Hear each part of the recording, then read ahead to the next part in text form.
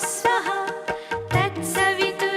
तत्सवितुर्वरेण्यं भर्गो देवस्य धीमहि धियो यो नः प्रचोदयात् ॐ भूर्भुवः स्वः तत्सवितुर्वरेण्यं Alors, bienvenue à Bangalore. देवस्य धीमहि Bon, on est en route pour le City Market de Bangalore. ॐ भूर्भुवः स्वः तत्सवितुर्वरेण्यं Smile. देवस्य Thank you. Voilà, City Market.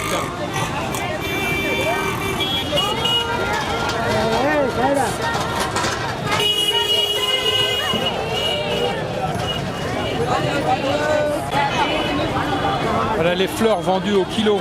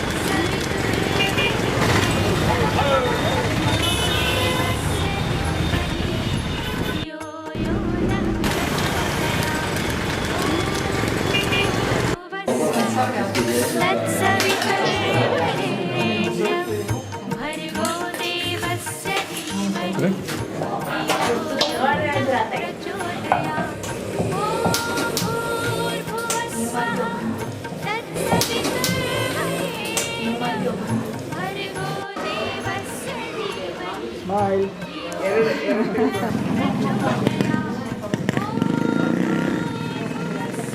Alors nous voilà à Mysore au palais du Maharaja. Mais on n'est pas tout seul aujourd'hui.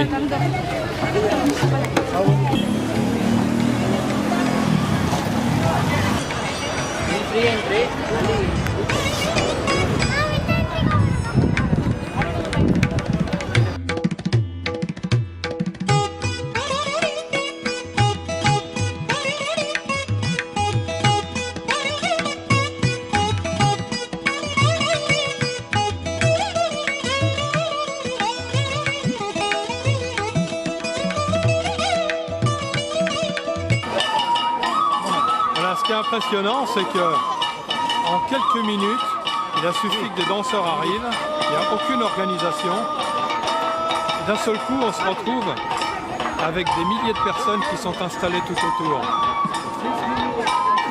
C'est impressionnant. Et chacun se débrouille.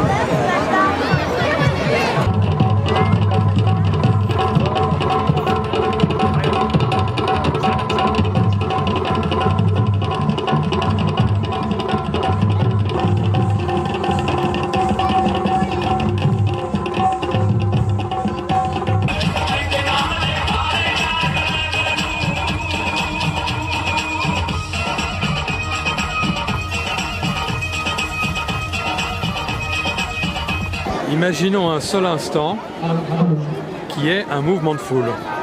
Hello, hello, hello, hello.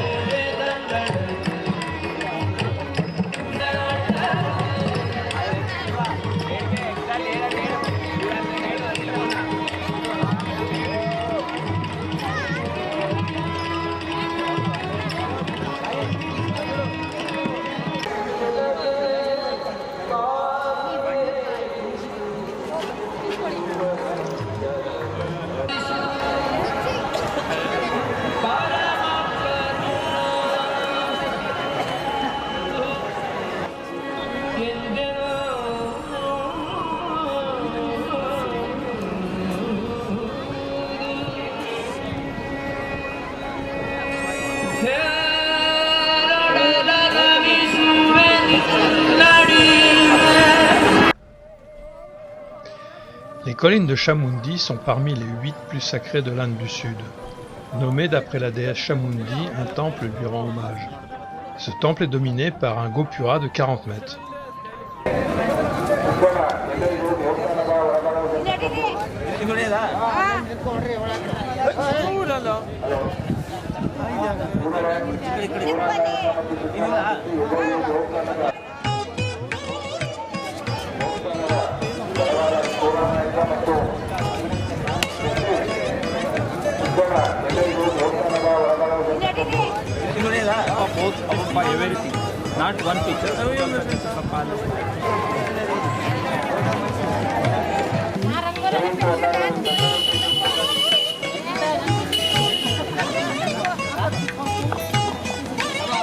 Au retour, on s'arrêtera pour saluer Nandi, le véhicule de Shiva, haut de 5 mètres, taillé dans un rocher en 1659.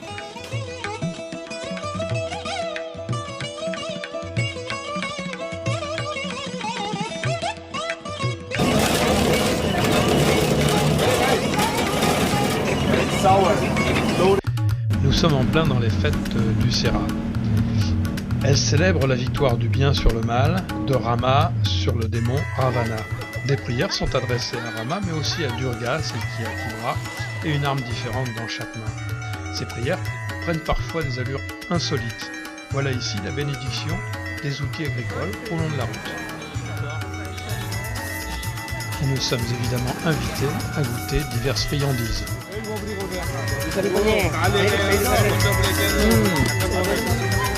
Qu'est-ce que c'est?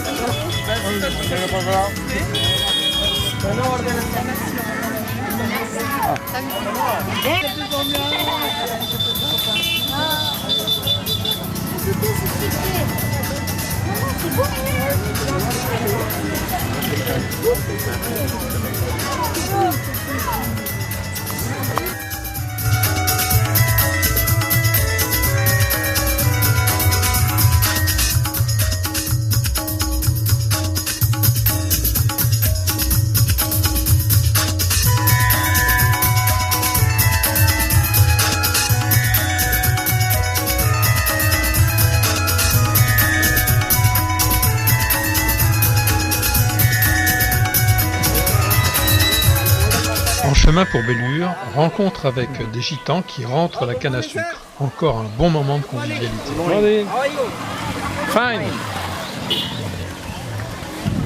France.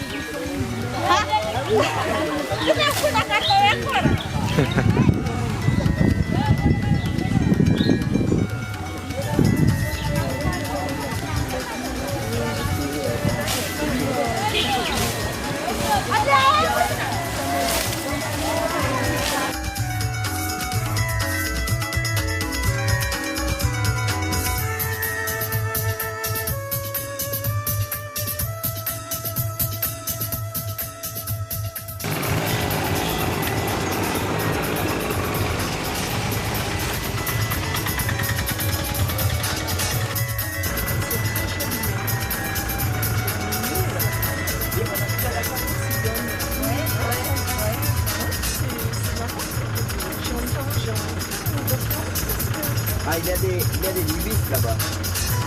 C'est pas courant, ils ont une organisation, non? Comme des limites.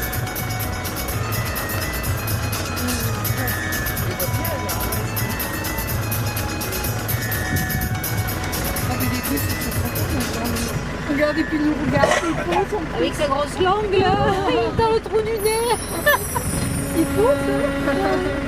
Oui, il se nettoie les narines. Ouais, ouais. D'ailleurs, dans la langue de bœuf, le meilleur c'est au boulot.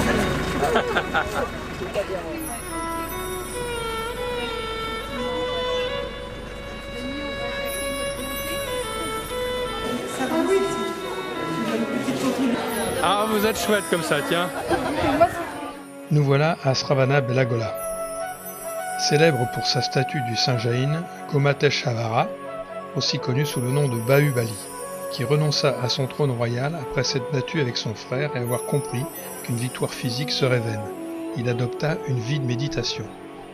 Vieille de plus de 1000 ans et sculptée dans un seul bloc, haute de 17 mètres, perchée en haut de 640 marches, le beau seigneur est dénudé, en signe de renoncement. Son visage reste impassible au cobra qui lui chatouille les pieds, tandis que les plantes grimpent le long de son corps. Tout un symbole. Ses pieds sont lavés chaque matin, tandis que son corps est lavé entièrement tous les 12 ans. La dernière grande toilette a eu lieu en février 2006. C'est très impressionnant, car ce sont des bains rituels qui commencent par de l'eau, du lait, puis du safran, des épices, des fleurs. C'est un grand rassemblement de la communauté jaïne, près de 100 000 personnes par jour, et une très grande ferveur. Alors pour les puristes, on zoome sur la tête.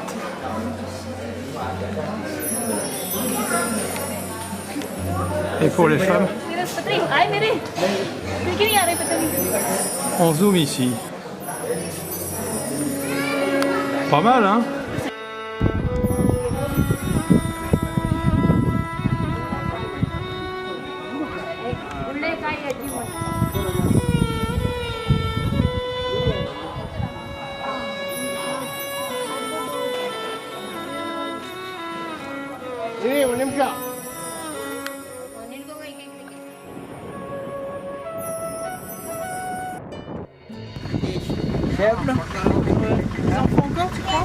Là, c'est le coq là. C'est à sacrifier sa Kali. Oh non. Colis.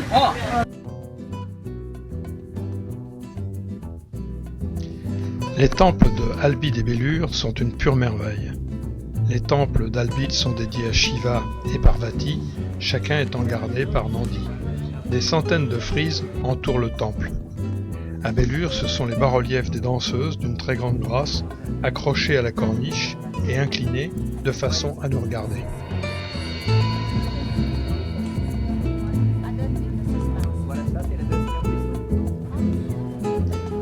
Dommage que ce jour-là, la lumière ne s'y prête pas.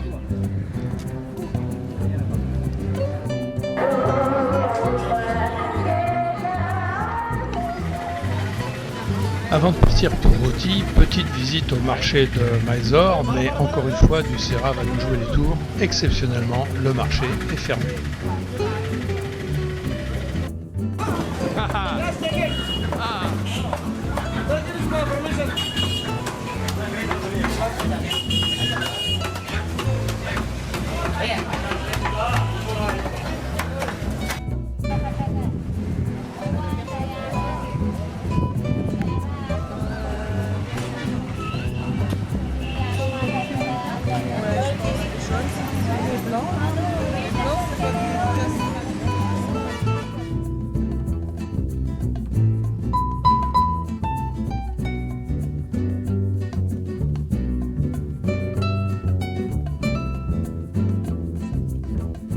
Porte du Kerala et à cheval sur l'état du Karnataka et du Tamil Nadu, la réserve de Bandipur Mudamalai, une réserve au milieu de la jungle.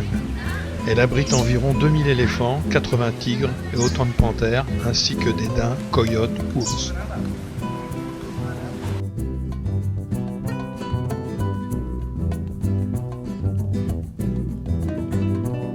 Pour la femelle. Non, il y a toujours, ils sont tous, c'est un mâle dominant, et donc le territoire, dans il y a un qui arrive dans le territoire, donc c'est le bagage. Ah voilà.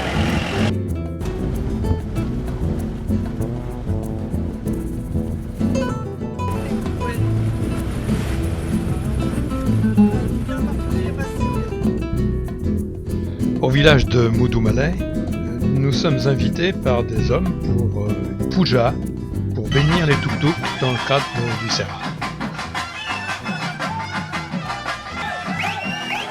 Et comme d'habitude, l'amitié, la convivialité est de rigueur.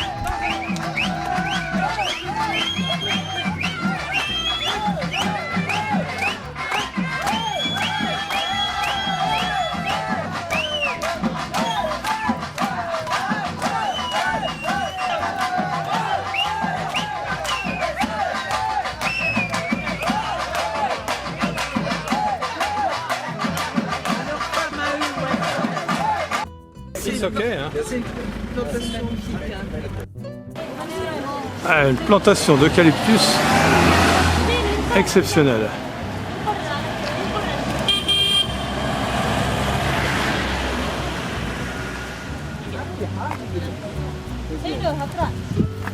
Il a peur. Passera, passera pas. Encore, il a fait une bêtise. Il a ouais.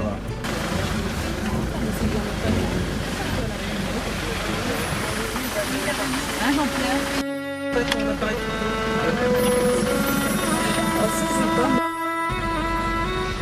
Et nous voilà déjà en approche d'Oti, dans un paysage de champs de thé qui ressemble étrangement au centre du Sri Lanka.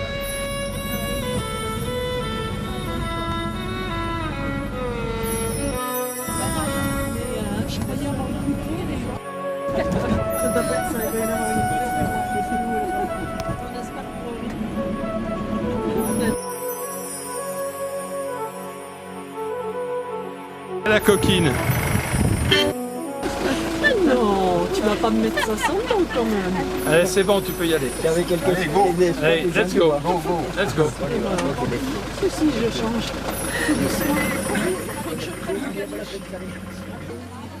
Bon, ça va, elles sont jeunes. En fin de journée, nous rencontrons des cueilleuses de thé apportant le fruit de leur travail du jour. Le dialogue s'établit rapidement.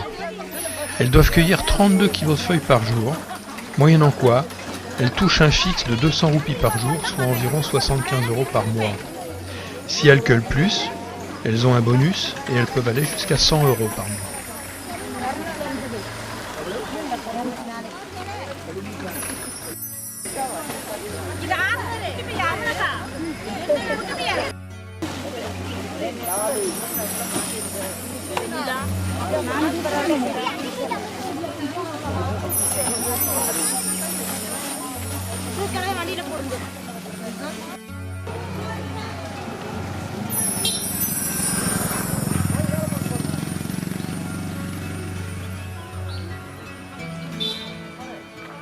Ah, voilà des poissetiers qui sont quand même plus beaux que chez Botanique. Hein.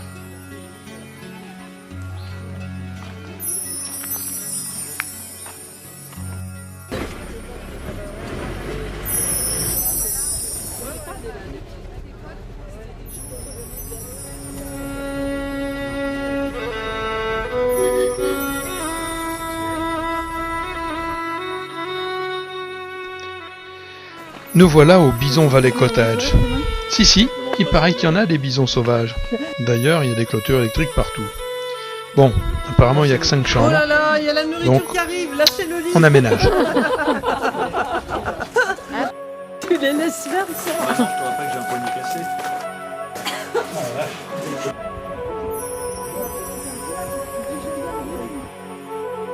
Bon, ici, il n'y a pas le bistrot du coin, donc nos hôtes vont nous nourrir, et même bien nous nourrir.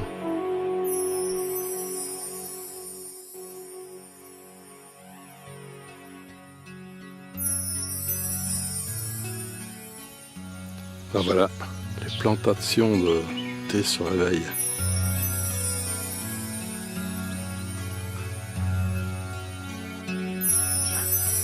Heureusement qu'on est en altitude parce qu'apparemment il y a une mer de nuages.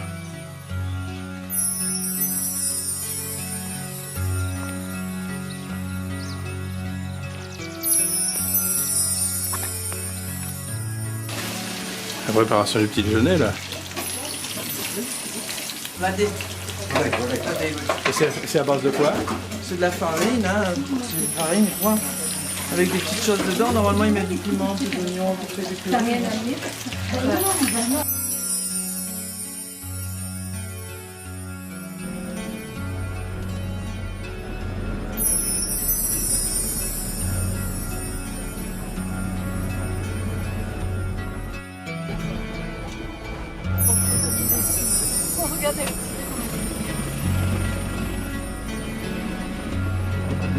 Ne mettez pas votre après à l'extérieur.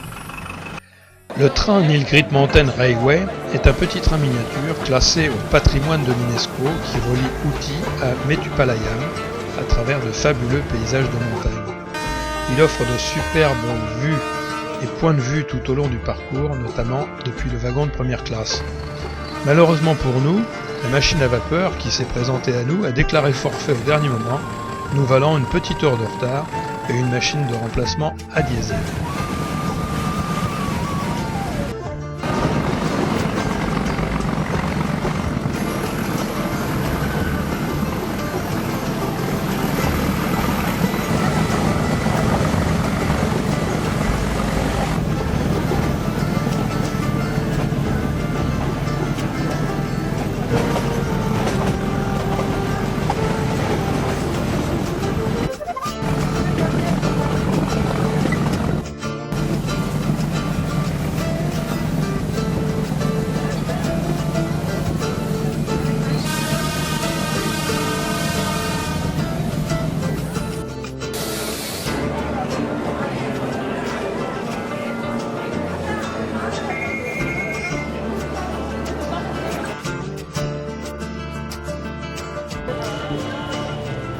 Autre moyen de transport, autre sensation. Nous décidons de faire le retour en bus public plutôt que le train.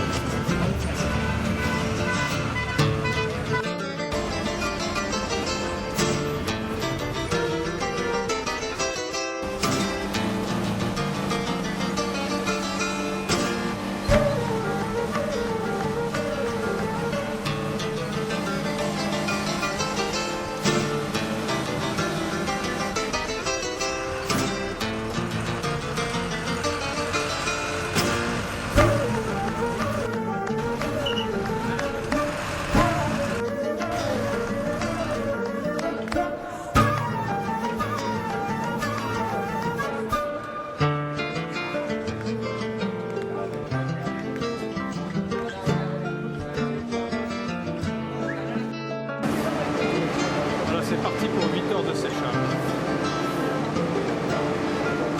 Avec une ventilation bien.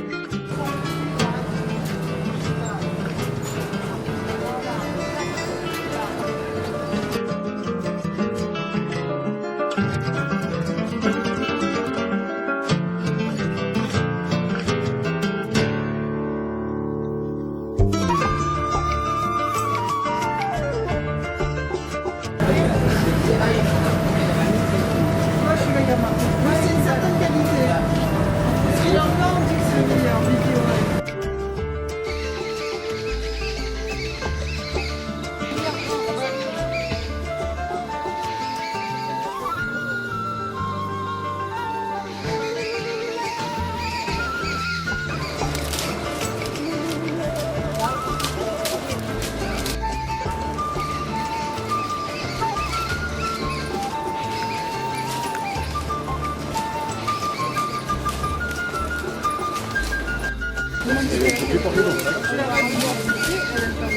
Exactement.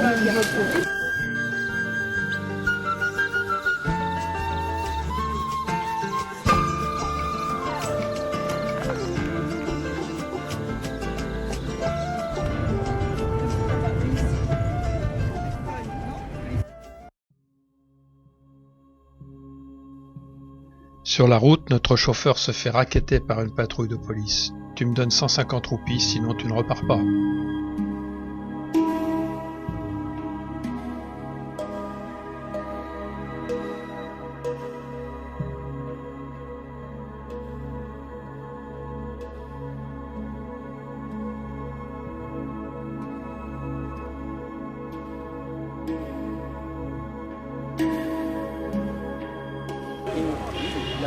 Le fort de Palakkad est censé avoir existé depuis des temps très anciens, mais date de 1766 dans sa forme actuelle.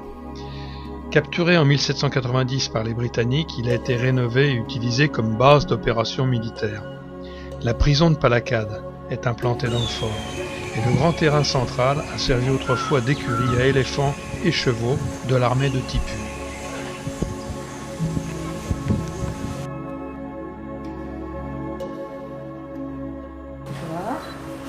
Voilà le temple d'Hanuman. Et quand elle est revenue, où est... ah oui, voilà. Quand elle est revenue, Rama ne voulait pas le prendre. Il a dit... Tu vas aller lui montrer les flaques.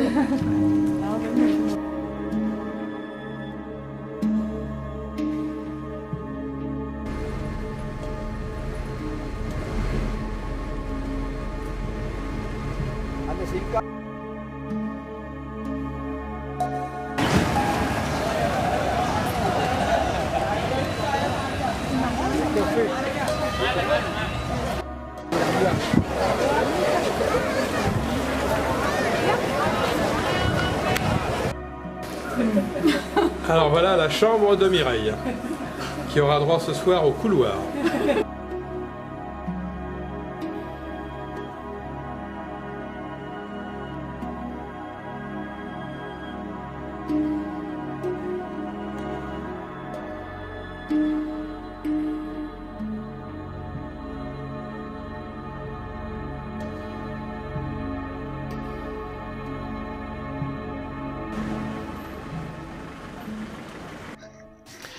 On ne peut pas venir au Kerala sans assister à une démonstration de Kalaripayya. C'est un art martial originaire du Kerala. Le Kalaripayya serait l'une des plus anciennes techniques martiales, mais aussi médicales connues. Les gourous sont des guerriers et médecins, car ils connaissent les techniques qui tuent, mais aussi celles qui soignent. Lié avec l'histoire du sud de l'Inde, la discipline connaît un âge d'or entre le 15e et 17e siècle. Les Anglais en interdisent la pratique fin XVIIe siècle. La pratique comporte 4 niveaux dont je passerai les noms. La pratique d'exercice de maîtrise de l'équilibre, la concentration au combat, la souplesse et la force. La pratique des armes en bois, essentiellement le bâton. La pratique des armes en métal, épée à 2 tranchants ou flexibles, qui peuvent être mortelles même pour celui qui l'anime. Ou la pratique de l'autodéfense à main nue, et la commande des points vitaux.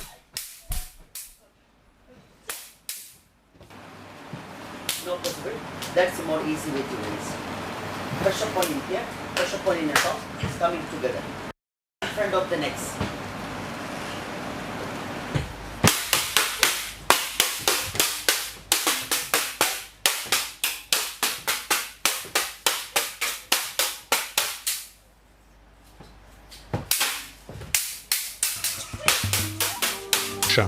Depuis plus de 600 ans, la paisible Kochi attire marchands et explorateurs sur ses côtes. De son passé exceptionnel, la ville a gardé une diversité que l'on ne trouve nulle part ailleurs en Inde. Ici se côtoient de gigantesques filets de pêche chinois, une synagogue vieille de 400 ans, des mosquées anciennes, des demeures portugaises bâties il y a un demi-millénaire et des vestiges du Raj britannique. Un mélange de Portugal médiéval, de Hollande et de campagne anglaise se trouve ainsi transplanté sur la côte tropicale de Malabar. Voilà un endroit fantastique pour découvrir l'histoire de la région.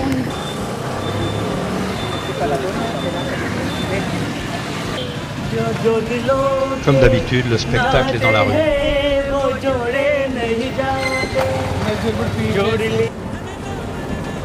Visite de la ville en rickshaw. L'église Saint-François est considérée comme la première église européenne en Inde.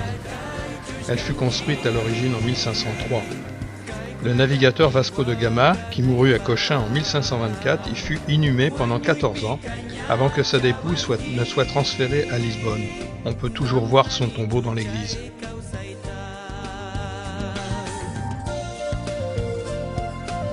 Le transport scolaire local.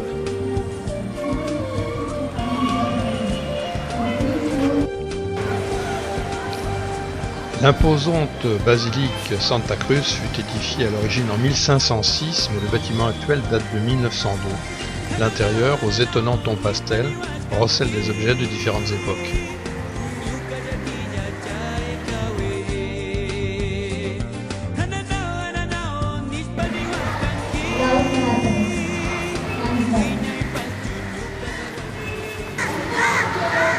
Des chants d'enfants, ça donne évidemment envie d'approcher.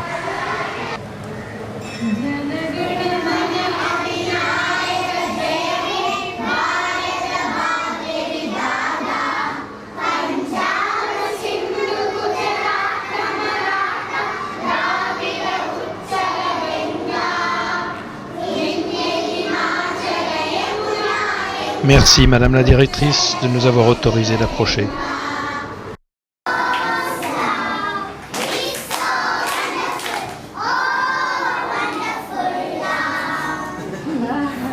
Et c'est construit ce qu'on appelle Nalukattu ou Pettukattu, c'est-à-dire les 4 salles et c'est toujours en rectangle. Et Merci Ernie, c'était très clair, mais on dira que c'était pour Only for Indus. Quand même, dans sa démarche.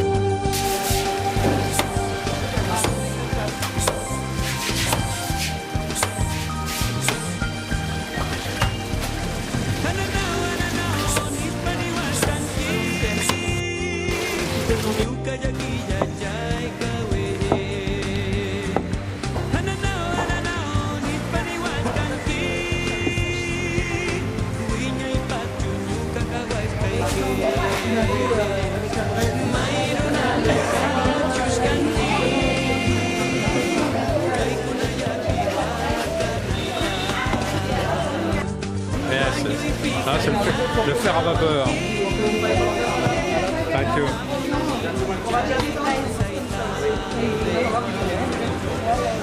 ça peut 8 kilos.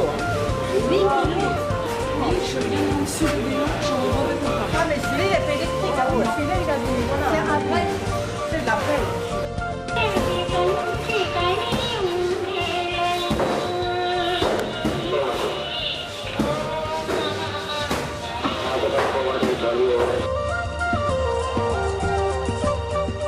Bienvenue en Inde du Sud.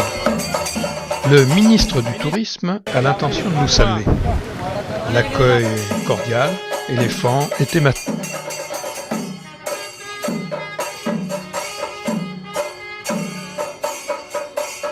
Ah bonjour monsieur le ministre, c'est gentil de nous accueillir. Ah bon, finalement c'était pas nous qui venez voir.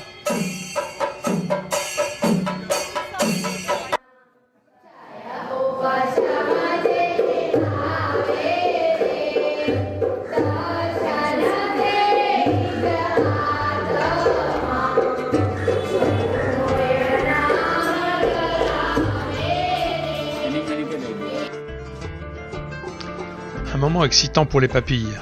Nous procédons aux achats de poissons et gambas à proximité des carlets chinois que nous verrons un peu plus loin, pour aller se faire griller ses victuailles dans une échoppe locale.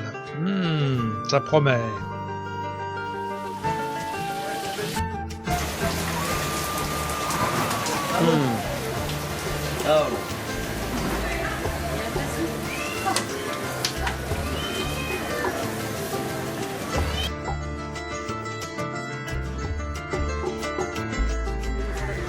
Les carlets chinois s'alignent à la pointe de Fort Cochin.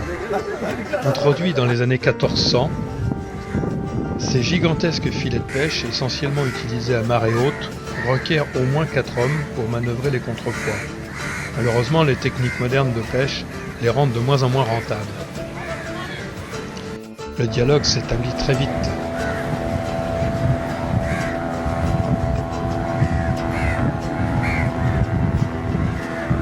I will expect you. That is come up here. Yes, sir.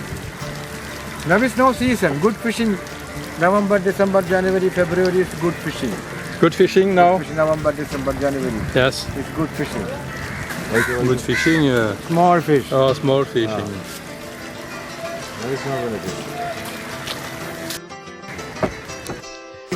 Ces énormes filets de pêche tendus par de longues perches en bois sont des vestiges toujours vivaces des relations commerciales très anciennes avec la Chine.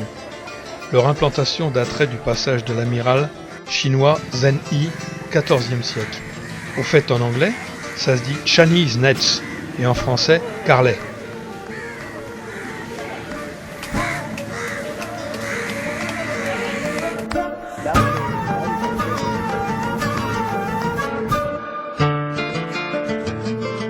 Nous allons visiter le Kerala Folklore Museum, cet étonnant musée privé créé à partir de temples et de beaux édifices anciens par un antiquaire. Il abrite plus de 5000 objets, il couvre 3 styles architecturaux, de Malabar au rez-de-chaussée de Kochi au premier étage et de Travancore au 2e étage. Il compte aussi des urnes funéraires, vieilles de 3000 ans, et des masques en jacquier.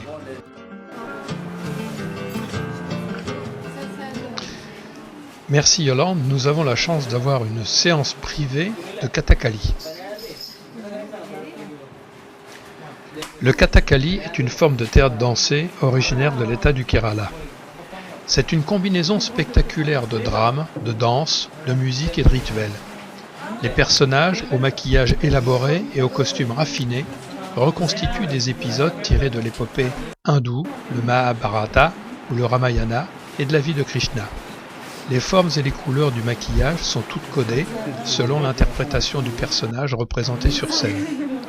Le travail de l'acteur de Kathakali est très exigeant physiquement et il se maîtrise en employant les méthodes de concentration et d'énergie mises en œuvre dans l'entraînement du Kalaripaya qu'on a vu tout à l'heure.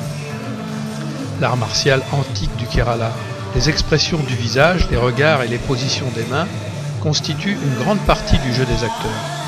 La troupe est composée habituellement de 12 acteurs, 4 chanteurs et 4 percussionnistes. Les maquillages très complexes sont réalisés à partir de pâtes de riz par des artistes spécialisés et leur élaboration demande plusieurs heures de travail avant la représentation. Un spectacle de Kathakali, initialement éclairé par des lampes à huile, dure généralement de 22 h du soir jusqu'à l'aube. Contrairement au style qui l'ont précédé, le Kathakali n'est joué que par des hommes qui tiennent aussi les éventuels rôles féminins.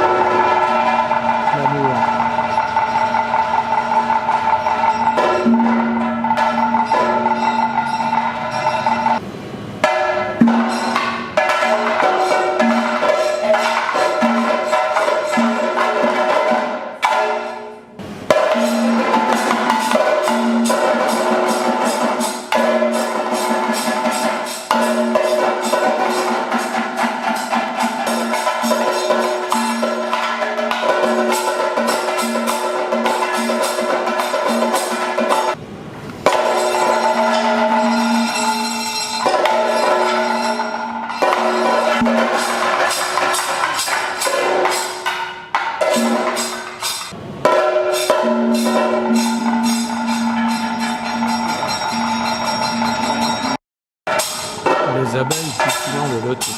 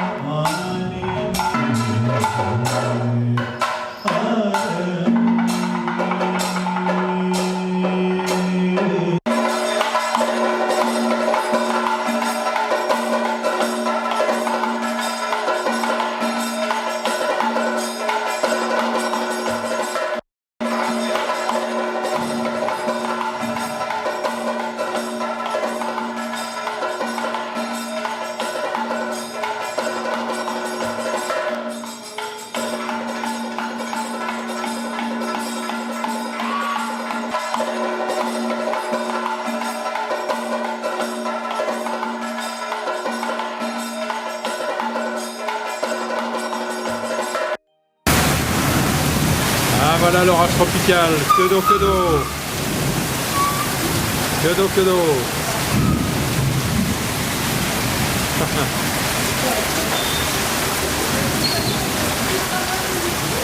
Bon, évidemment, comme d'habitude, ça se termine dans le noir. Bon alors là il y a un petit loupé, le palais de ma tante chérie est fermé, la synagogue est fermée, alors ce sera une séquence en noir et blanc.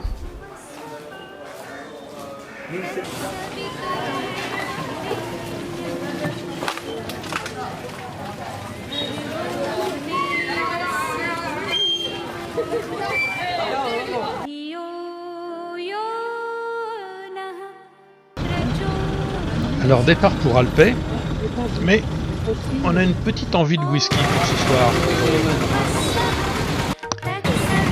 Bon, faut juste qu'on arrive à traverser. Il faut aller dans un endroit un peu retiré.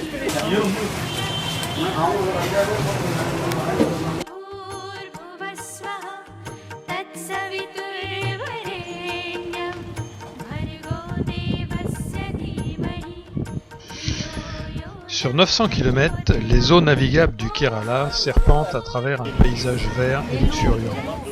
À l'ombre des palmiers, les canaux sinueux sont bordés de villages anciens, pour beaucoup accessibles uniquement en bateau.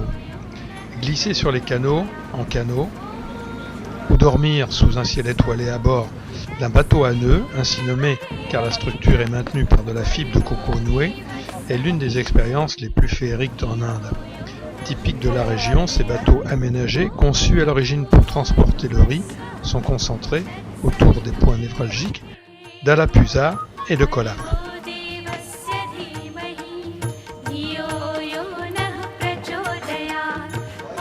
À l'origine, je le répète, les houseboats étaient destinés au transport de marchandises, les épices, le riz sur les backwaters.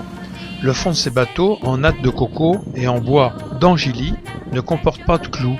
Les lattes de bois étant liées et colmatées par du coir, la fibre de la coque de la noix de coco, puis badigeonnées d'une résine extraite des coques de la noix de cajou. Menacés de disparition par la construction des routes, des ponts ou des bateaux plus performants, les houseboats ont trouvé une seconde vie dans le tourisme avec l'installation à bord de chambres et d'une cuisine.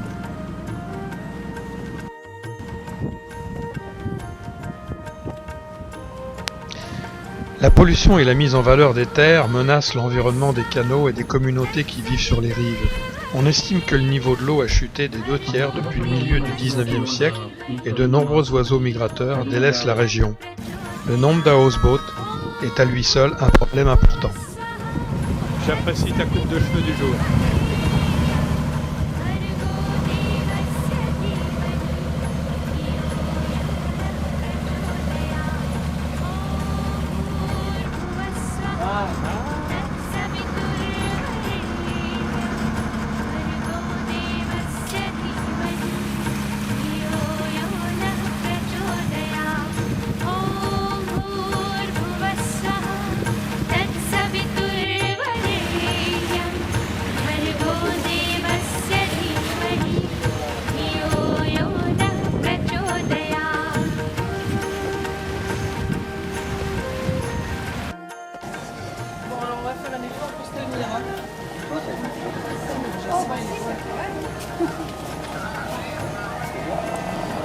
Bon, je vais pouvoir effacer alors. Personne n'est tombé.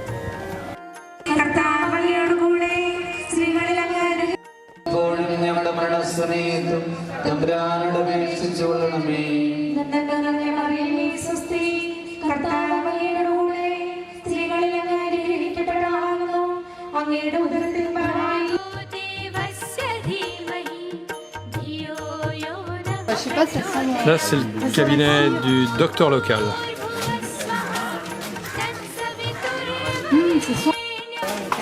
Il y a toutes les médecines qui vont avec.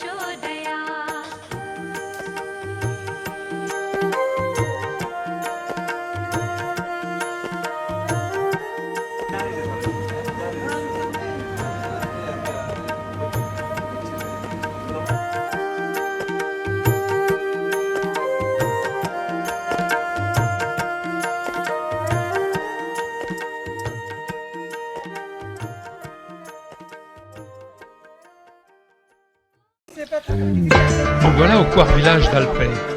La barque est de rigueur pour rejoindre nos chambres. Pendant notre séjour sur le houseboat, notre chauffeur a commis la négligence de laisser nos bagages sur le toit. Une désagréable surprise nous attend. Alors voilà les aléas de la mousson. Apparemment notre chauffeur a un peu tardé pour protéger les valises. Donc à l'hôtel, là aujourd'hui c'est un peu les puces.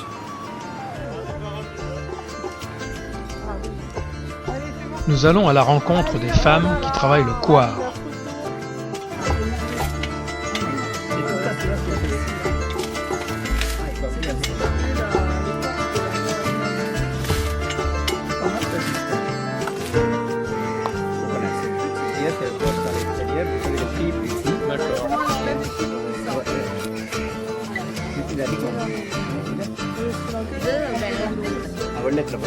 Voilà, ils vont mettre ça dans l'eau.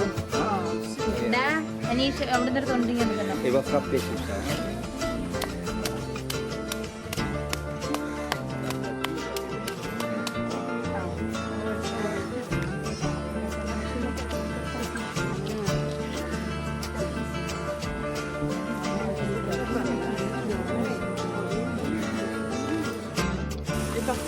Alors voilà, exercice pratique de fabrication de ficelle. Et si ça vous tente, c'est 9 roupies pour 6 cordes en fibre de coco, ce qui fait à peu près 270 roupies par jour. Soit environ 90 € pour un mois de 30 jours.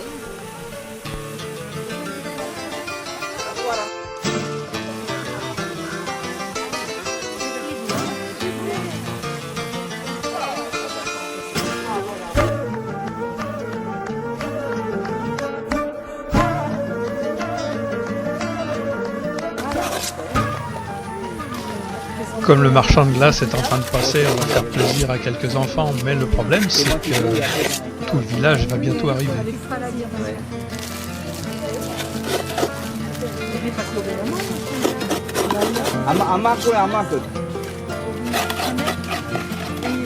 Bah oui, parce qu'il y a la maman qui habite là aussi. Ouais.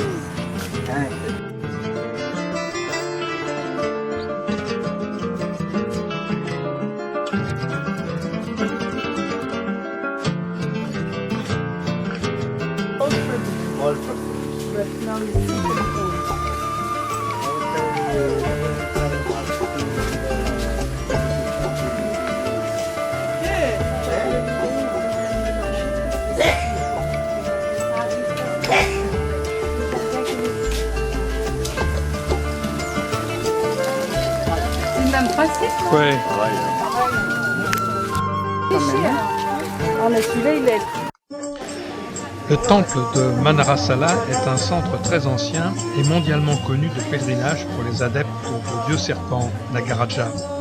Le célèbre Nagaraja Temple est niché dans une clairière de la forêt.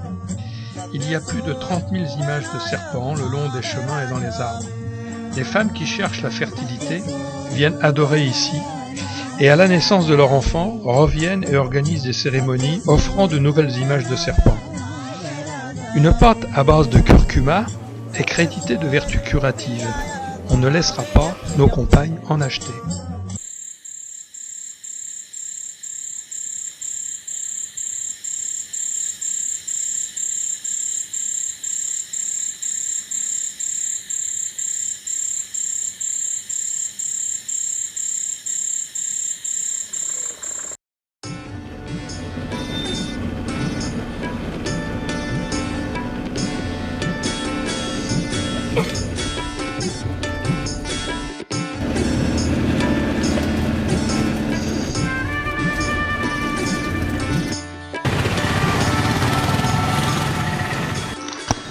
Le temple de Padmana Pasvatni est un temple dédié à Vishnu.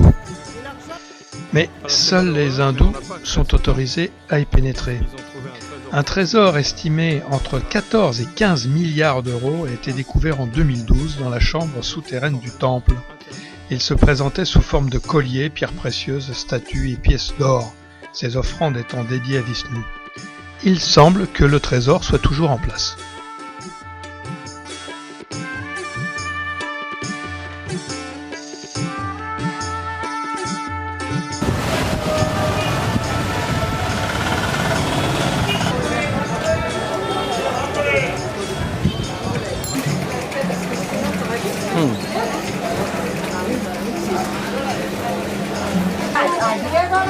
Your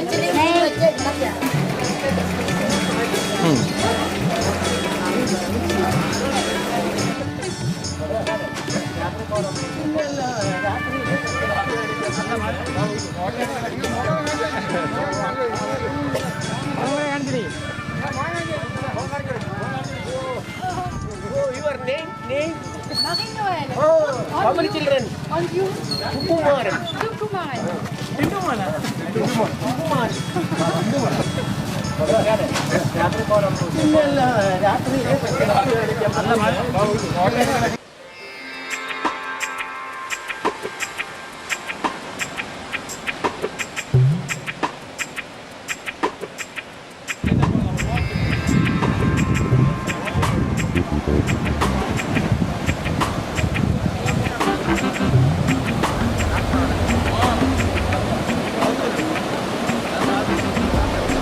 Alors ici on a droit à la bière, mais la bière on nous la sert dans une tasse à thé, on la laisse cachée.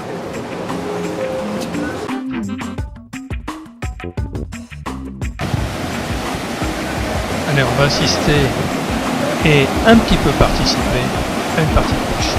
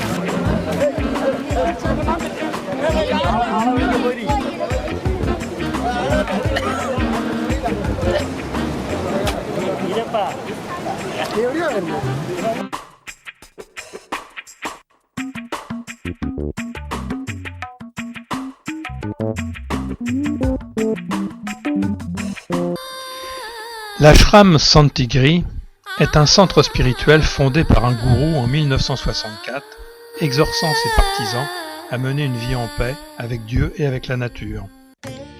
Il prémeut des valeurs spirituelles transcendantes et les idéaux laïques comme l'amour universel, la paix mondiale et l'harmonie religieuse.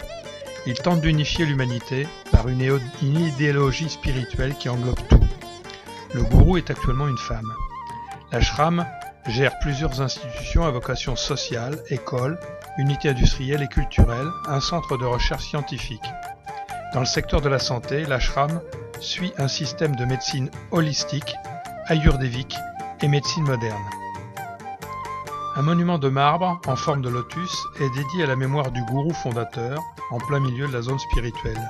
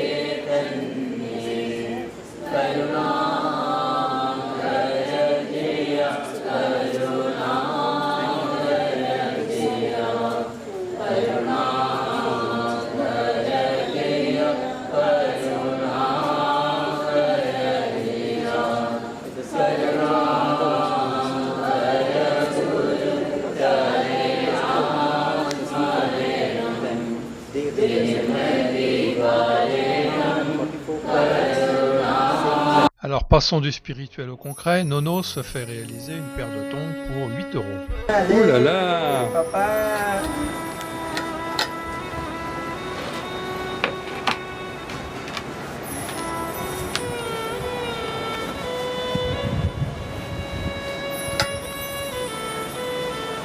ఇలా బద్ద తామడతా ఉండేది ఈయన తోటి వస్తుంది కదా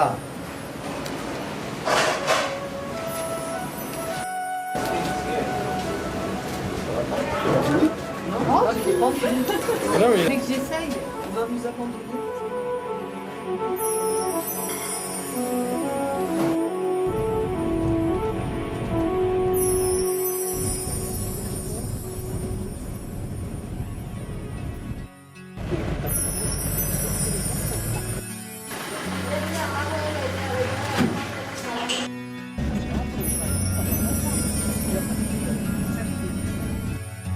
On est allé jusqu'à 1200, on est descendu je pense.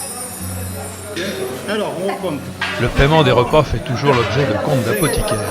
6, 7, 8, 9, 10. 1000, 100, 200, 1, 2, 3, 4. On arrive dans la réserve de Périllard.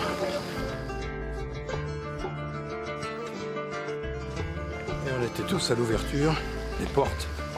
Tout le monde se précipite.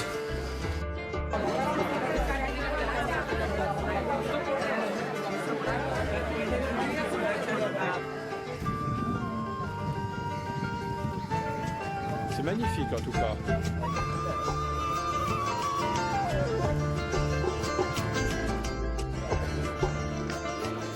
La réserve de Périllard, la plus populaire de l'Inde du Sud, s'étend sur 777 km² et comprend un lac artificiel de 26 km² créé par les Britanniques en 1895. Elle héberge des bisons, des sambars, des sangliers, des langurs, entre 900 et 1000 éléphants et 35 à 40 tigres. Prisée par les touristes indiens comme étrangers, elle prend parfois des airs de parc d'attractions. Si le site est joli, pour être tout à fait franc, on n'a pas vu beaucoup de bestiaux, ou alors vraiment de loin.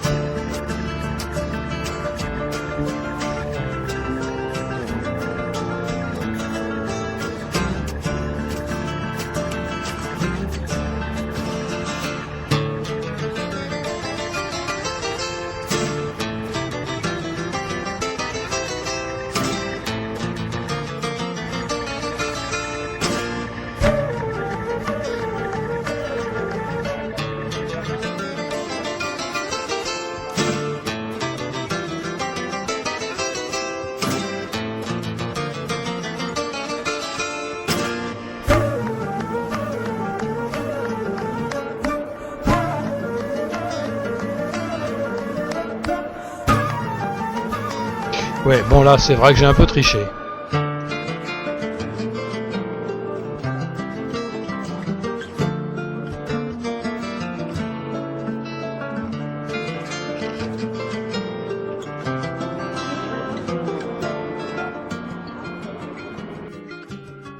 Visite d'une plantation d'épices diverses et notons que c'est dans la région qu'est produite la meilleure cardamone du pays. Petite feuille, et la petite feuille, elle bouge et s'ouvre, toujours continue le travail. Juste continue la feuille, ici, elle bouge toute seule. Touche pas. On ne va pas bouger. Bouge. Si, tiens, Ah, regardez, elle bouge. Regardez.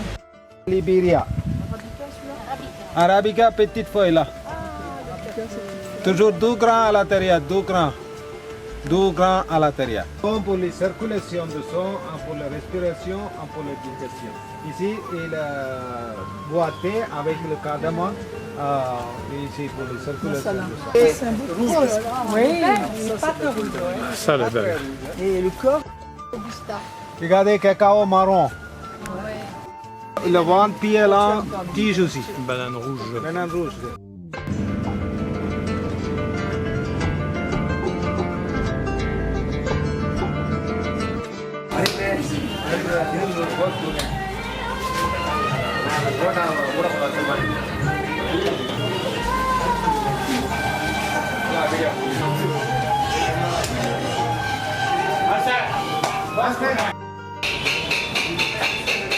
bonne ton omelette, Nono?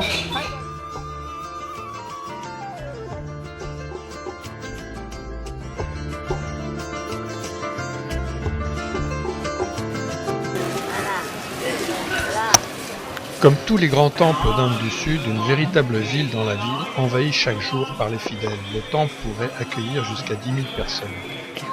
C'est l'un des plus impressionnants du pays, avec ses 11 tours, dont 4 mesurant environ 60 mètres, et hérissées de centaines de statues de divinités, coiffent ses portes et jaillissent au-dessus des toits. Une débauche ahurissante de sculptures peintes de toutes les couleurs. On dit qu'il y en aurait environ 30 000. Ce temple est la demeure de la déesse Parvati, aux 3 seins et aux yeux de poisson, synonyme dieu parfait dans la poésie classique tamoule. Et il est pour beaucoup le summum de l'architecture sacrée d'Inde du Sud, un patrimoine aussi capital pour la région que le Taj Mahal pour l'Inde du Nord. Selon la légende, Parvati naquit avec 3 seins et une prophétie lui prédit que le sein supplémentaire fondrait quand elle rencontrerait son mari. Cet événement se produisit lorsqu'elle rencontra Shiva et devint son épouse. Les photos étant interdites, ces images sont empruntées.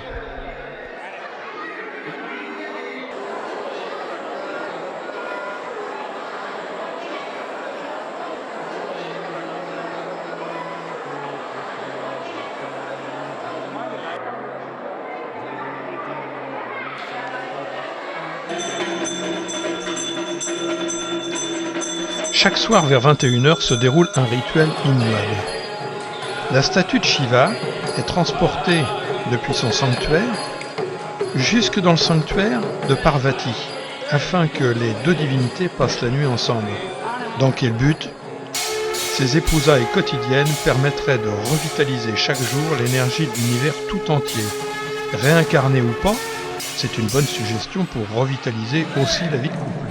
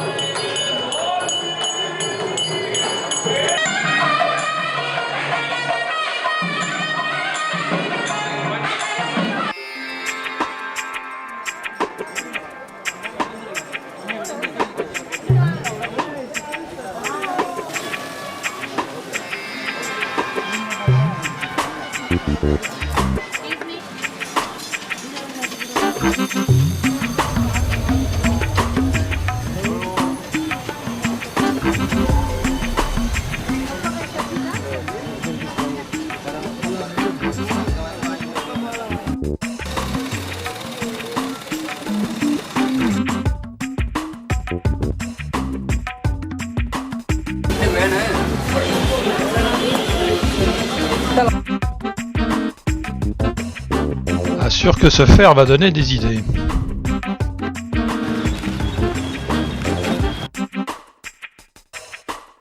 Ah.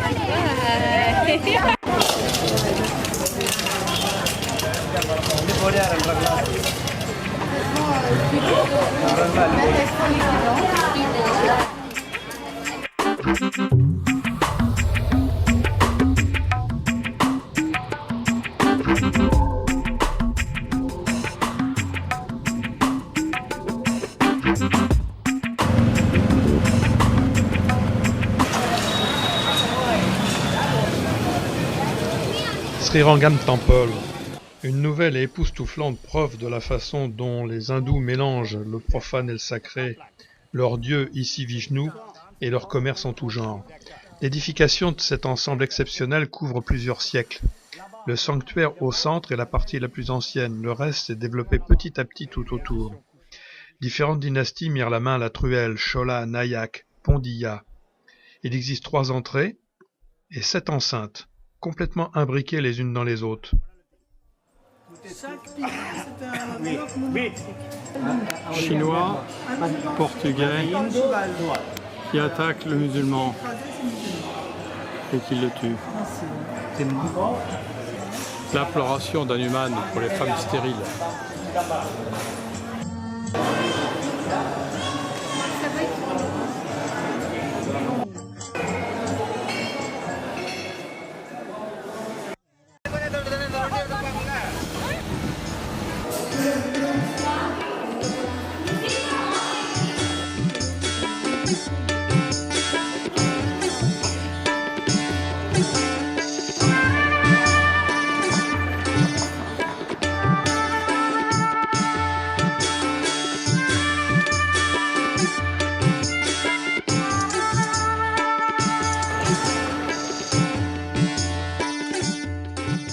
Réveillé aux aurores. Donne-moi au moins ta pièce.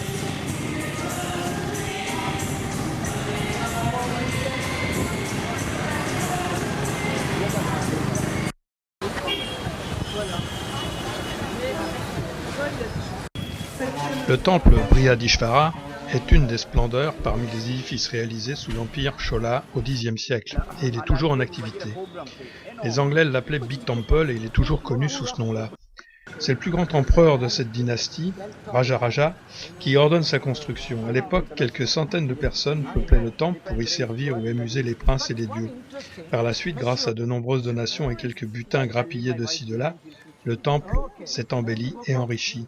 C'est de fait l'un des plus grandioses qui soit, dédié à Shiva, aujourd'hui inscrit au patrimoine mondial de l'UNESCO en tant que le temple vivant.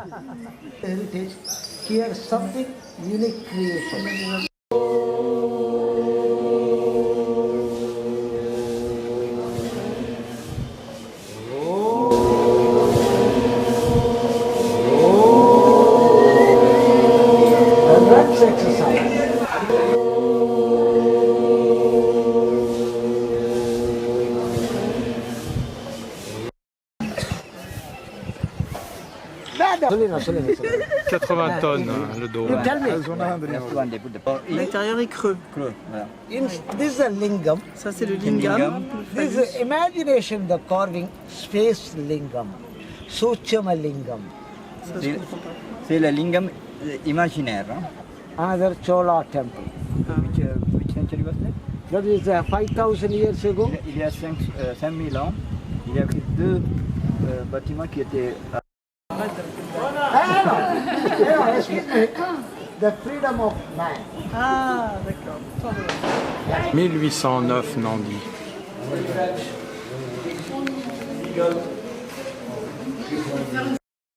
assez développé. Excuse me, we cannot stand.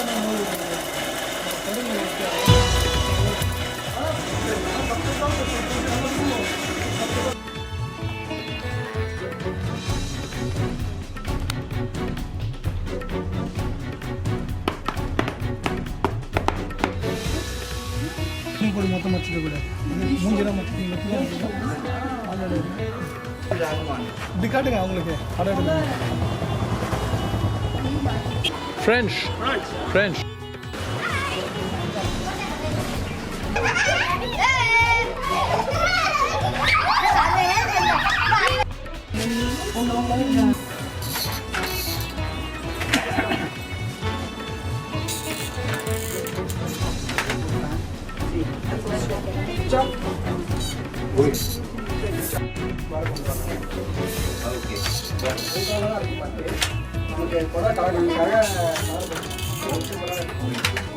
Au départ, Les reflets de la soie, Mets ton bras en l'air. Attention. Ah, attention à la panne. Ah oui,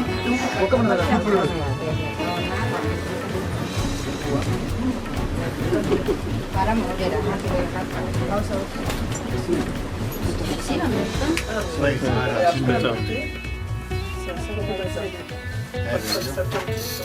Je te dis pas qu'on va partir. On va faire ça. Oui. Mais pour une Sri Lankaise parisienne.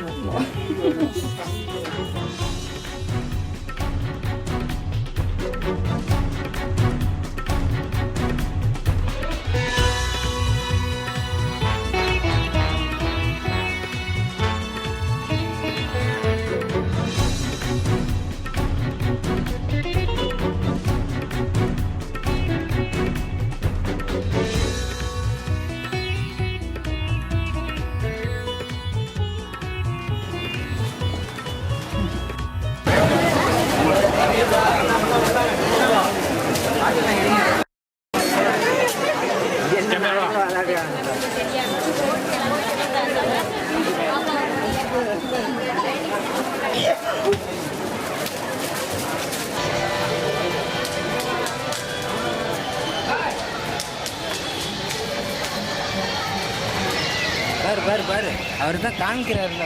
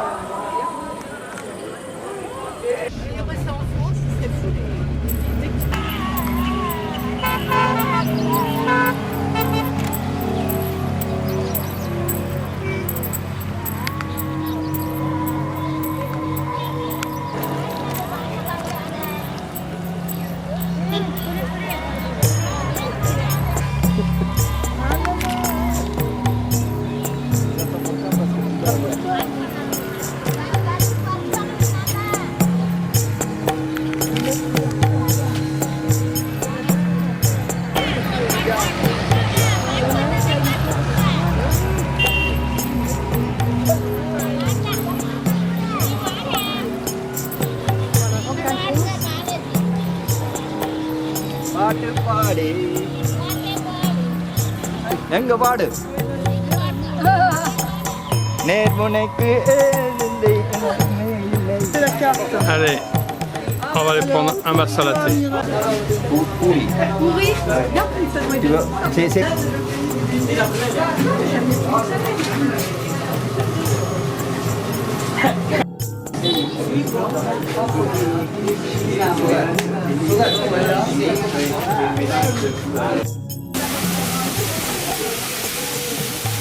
Alors, on n'a pas compris. Quand il fait qu'il tossé, il abandonne le tossé, il passe par autant.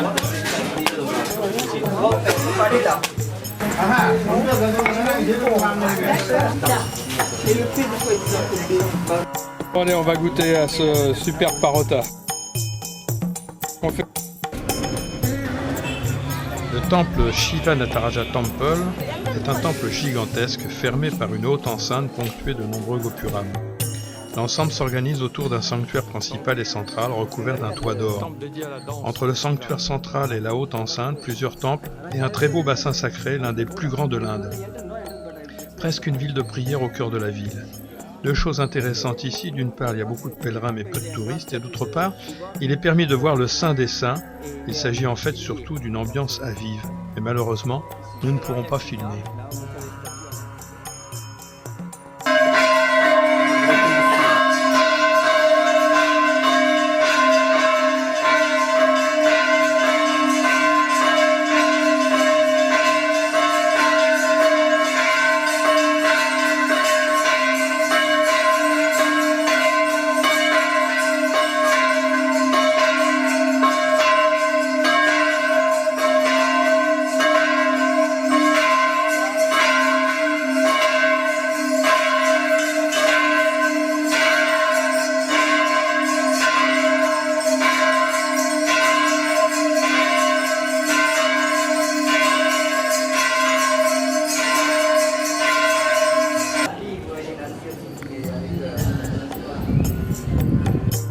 becomes rain, the level will rise. At that time, the water will be normal. Looks good, very good. But after the, at the time of finishing.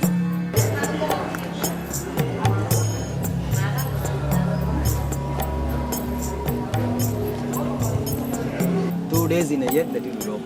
Rest of the day closed. Alors ils ont Especially mis des... decorate Natarajan Parvati at the time of Christmas. Le roi, il avait attrapé la lettre. Donc d'Orissa, quand il est venu ici, tout à coup il a été guéri. Donc il a...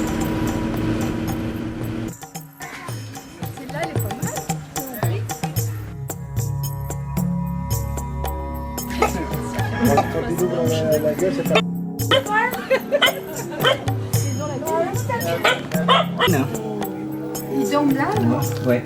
Ils dorment par terre? On va pouvoir là, hein? Ah bon. Oui.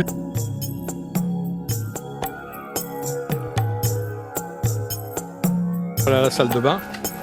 Là, c'est joli, mais les piments autour. Rasa, rasa.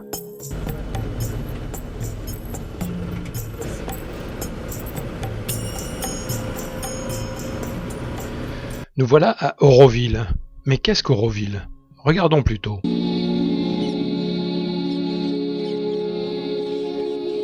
Auroville, cité de l'aurore, la bien nommée il y a 4 décennies par mère, compagne spirituelle du grand sage indien Sri Aurobindo, qui dédia sa vie à l'évolution de la conscience. Auroville, par des voies singulières, inattendues ou inspirées, une poignée d'aventuriers en quête de sens et de transcendance entend l'appel. Auroville. Cette expérience étonnante a commencé en 1968. La mère, compagne de Sri Aurobindo, en fut l'instigatrice. Auroville se veut une cité universelle où hommes et femmes de tout pays doivent pouvoir vivre en paix et en harmonie progressive, au-dessus de toute croyance, de toute politique et de toute nationalité. L'idée de départ était qu'Auroville n'appartienne à personne en particulier, mais à l'ensemble de l'humanité. Moyennant quoi, les Aurovilliens devaient être les serviteurs de la conscience divine. Une ville pensée comme le creuset de la connaissance sans fin et du progrès, mais aussi comme la cité où l'on aurait tiré les leçons du passé pour construire le présent et le futur. On souhaitait y favoriser la recherche spirituelle et pratique pour enfin réaliser l'unité humaine. Le projet envisageait un maximum de 50 000 habitants, il y en a actuellement un peu plus de 2000. Architecturalement, elle devait se concrétiser sous la forme d'une galaxie tournante. Un point au centre symbolisant l'unité, le matrimandire, un premier cercle pour la création, et des sortes de pétales pour symboliser le pouvoir et l'expression de la réalisation. Au centre, le matrimandire, un énorme bâtiment sphérique représente le cœur de la cité et abrite un lieu de méditation. Autour, 4 zones s'étendront, culturelles, résidentielles, industrielles et internationales. Ce n'est pas la volonté qui manque aux 2000 personnes de toutes nationalités qui font vivre Auroville et qui s'accrochent âprement à cette terre. Et c'est vrai que, loin de toute doctrine fumeuse, les gens essaient ici de vivre un peu autrement. On n'y a pas rencontré d'allumés embrigadés, comme certains aiment à le raconter. Leur travail, reboisement, défrichage de terre et mise en culture, recherches diverses et utilisation des ressources naturelles en matière d'énergie, de rendement agricole, en liaison avec les villages tamouls alentours, artisanat. Des entreprises fabriquent toutes sortes de produits, du beurre, de cacahuètes jusqu'aux ordinateurs en passant par la confection et beaucoup d'artisanat, bois, poterie, souvent d'une très belle qualité. Les enfants vont à l'école, dont les cours sont disposés en anglais. Chacun se fera son opinion sur le projet et pour en savoir plus, Internet. Ceci étant, il faut le reconnaître, le plus mauvais hébergement de tout notre périple. Le Center Guest House est donc à éviter sur tous les plans, l'accueil, l'hébergement et la restauration.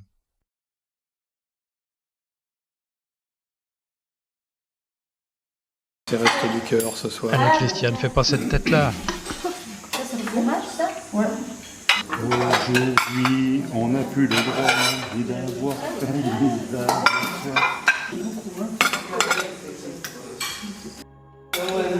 Ah, ça colle. Ça colle. Thank you. Comment tu la trouves, la cantine? Le palais où habitait Duplex à l'époque. Pondichéry. Une sous-préfecture française des tropiques, avec son cours Chabrol, aux façades ocre, son monument aux morts de la guerre 14-18, sa statue de Jeanne d'Arc, qui continue à veiller sur un bout de France disparu.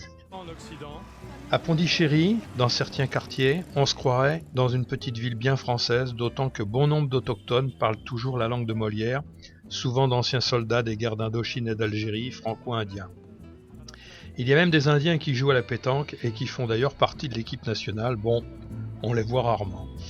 Pondichéry devient le siège indien de la Compagnie française des Indes orientales créée par Colbert en 1654 avec l'Orient comme port d'attache. La présence française se prolongea jusqu'au 1er novembre 1954 sous le gouvernement Mendès France. Dans ce minuscule territoire, la France n'a laissé que de bons souvenirs et la décolonisation s'est effectuée sans haine ni violence. En conclusion, si Pondichéry ne possède pas de monuments grandioses, il s'en dégage une atmosphère particulière, indéfinissable.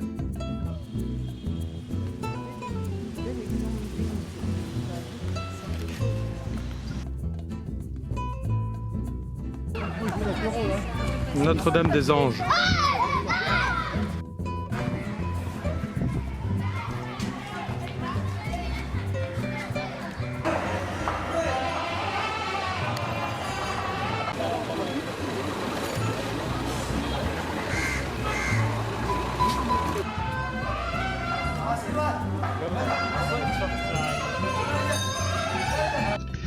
Nous voilà chez Satyakam et Devasmita à Pondichéry. Devasmita est interprète et professeur de danse Odissi, originaire de l'Orissa. Dans la danse Odissi, on fait une ample utilisation de la tête, des yeux, du cou, du torse, des mains et des pieds. La triple flexion présente une coupe sensuelle du corps que dessine la lettre S. On est fasciné par cette atmosphère sacrée, créée sur scène par la beauté des lignes et la force des rythmes. Devasmita est absente, mais elle a monté ce spectacle avec 3 danseuses à notre attention et nous le remercions chaleureusement.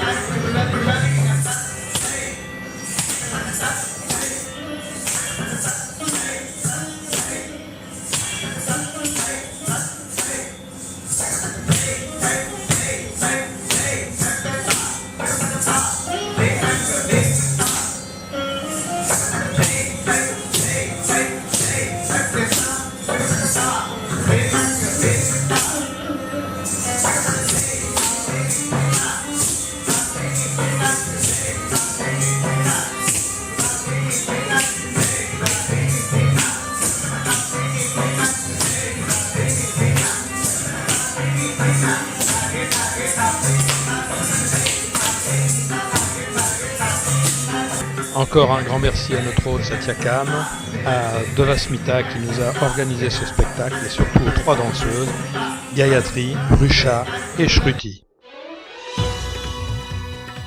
Nous voilà à Tirukalikundram. La ville est dominée par un piton rocheux que l'on gravit. En tout 571 marches qui nous conduisent pieds nus au sommet. De là-haut, la vue est vraiment très belle sur les collines alentour. Le sommet du piton est coiffé d'un temple qui n'a rien de bien folichon, mais l'empressement des prêtres, qui semblent se faire concurrence, pour nous le faire visiter, nous bénir est amusant. Allez, on mettra un petit billet pour le salut de notre âme.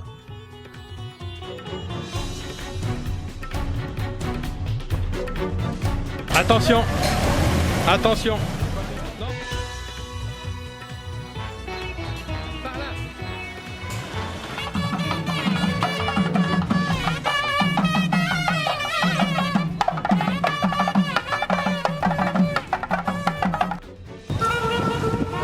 Nous voilà à Mamalapuram.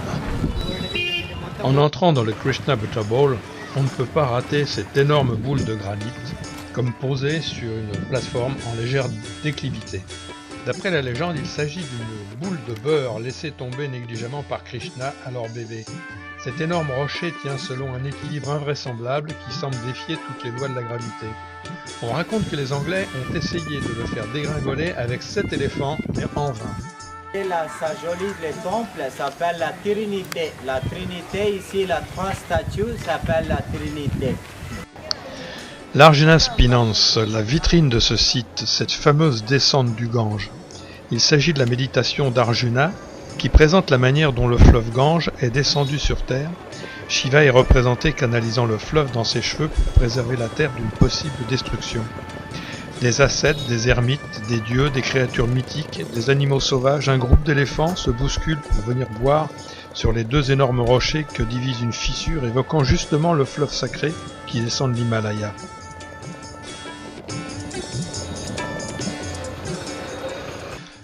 Le temple du rivage, c'est l'un des plus célèbres et des plus vieux d'Inde du Sud, et le dernier depuis plus de 13 siècles à défier les vagues de l'océan et les pluies des lamoussons.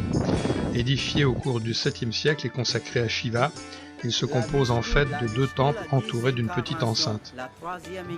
Dans le plus grand, un beau Vishnu allongé, normal c'est le temple du couchant. Dans l'autre, Shiva est encore à l'honneur.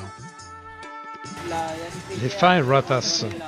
Sur un espace sablonneux, cet ensemble de 5 temples a été construit du 6e au 8e siècle en forme de chars de procession, tels qu'on les voit encore circuler sur les routes de l'Inde. Chacun est dédié à une divinité, Brahma, Vishnu, Shiva, Indra et Durga. Il y a encore 2 siècles, ils étaient complètement enfouis dans le sable. Ce qu'il y a d'absolument fabuleux et incroyable ici, c'est que ces temples ont été sculptés d'une seule pièce dans de gigantesques blocs de granit qui se trouvaient déjà sur place. Le travail fut donc commencé par le haut, comme pour libérer les merveilles que pouvait contenir la pierre. Les sculpteurs n'avaient donc aucun droit à l'erreur. Ces 5 chariots dédiés à des dieux différents, tous ne sont pas terminés, parfois même simplement ébauchés.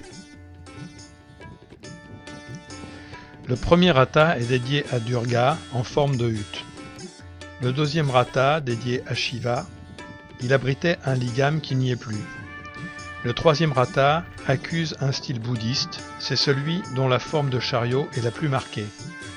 Le quatrième rata est dédié à Brahma le créateur, et le 5e rata est consacré à Indra, le dieu du temps.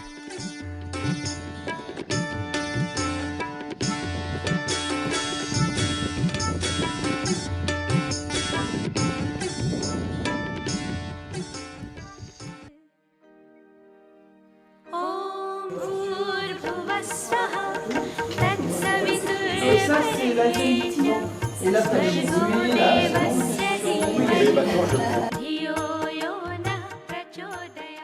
Voilà, nous touchons la fin de ce périple. Partir avec l'association Les Routes de l'Inde, c'était partir différemment, aimer la convivialité, aimer rencontrer les autres, respecter leur culture et leurs traditions. C'est parfaitement réussi. C'était aussi voyager dans des conditions moins favorables, moins faciles, avec des hébergements plus simples. C'est tout autant réussi.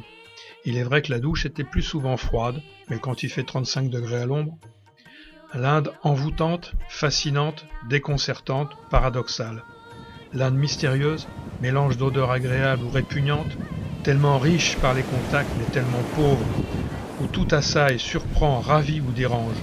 La foule, les vaches, mais surtout les rencontres, pleines de richesses. Le sourire n'est jamais très loin. Comment tu t'appelles? D'où tu viens? Que fais-tu? Curieux, mais tellement attachant. Que penser des ashrams d'Auroville? Riches, utopiques, certainement utiles pour l'éducation des populations locales. Incredible India. Mais dis donc Ganesh, toi qui sais tout faire, peux-tu savoir ce que nos amis pensent de ce voyage? Je suis Ganesh. Comment vous avez trouvé ce voyage? Heureux comme Ganesh, qui a fait un long voyage de Bangalore à Chennai en passant par Auroville. Quelle émotion ce peuple si humble et si accueillant. Ah, une bonne côte de bœuf frite. Je me joindrais bien aux vachères de Krishna pour danser au son de sa flûte. Ça m'a bien plu, mais j'ai vraiment hâte de retrouver ma copine. J'ai rencontré des dieux, des hommes et des demi-dieux, des éléphants, de toutes les couleurs de l'arc-en-ciel. Le voyage continue à l'intérieur. Oh, les dieux! Je vais garder en souvenir les sourires, la patience des Indiens pour ce voyage plein de surprises. C'était un voyage plein de contrastes, mais très très intéressant comme d'habitude. Et j'espère en refaire un bientôt avec la même équipe.